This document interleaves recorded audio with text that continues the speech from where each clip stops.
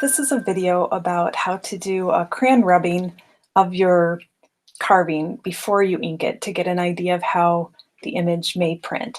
This is a little bit faster than actually inking up the block, although you don't get quite as much detail as you would if you actually physically had inked up the block and printed it. Some reasons that you may not want to just ink it up is that you haven't finished carving and you're afraid that the ink may hide the lines that you're using as guidelines, or maybe you just don't have time to clean up the ink and this is kind of a shortcut. So I have a piece of 4B graphite here. You can use Crayola crayons, you can use any sort of wax crayon. I would suggest not using charcoal since that is much more smeary than the graphite is. And I tend to choose the softer graphites rather than the real hard ones. You don't want to emboss your wood by rubbing too hard.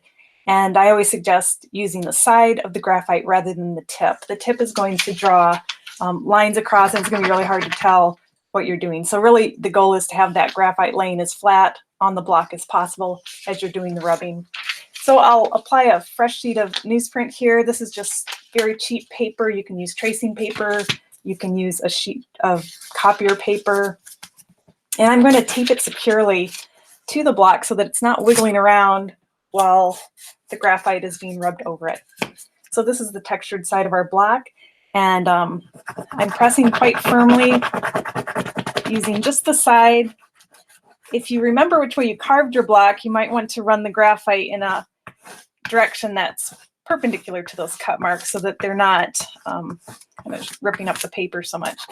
But the harder you press and the less you let the paper wiggle around, the better and crisper the impression will be. So this is a later state of my reduction wood block demo.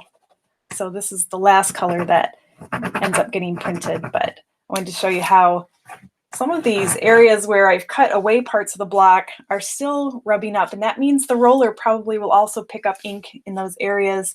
I intentionally leave small areas of the block uncut toward the edges, just in case I decide I want to print the back side of the block as well. It makes the block more stable, so I don't have the edges cut down low to the point where the back side of the block would be rocking on an uneven surface. So I intentionally do leave some little islands of uncut wood.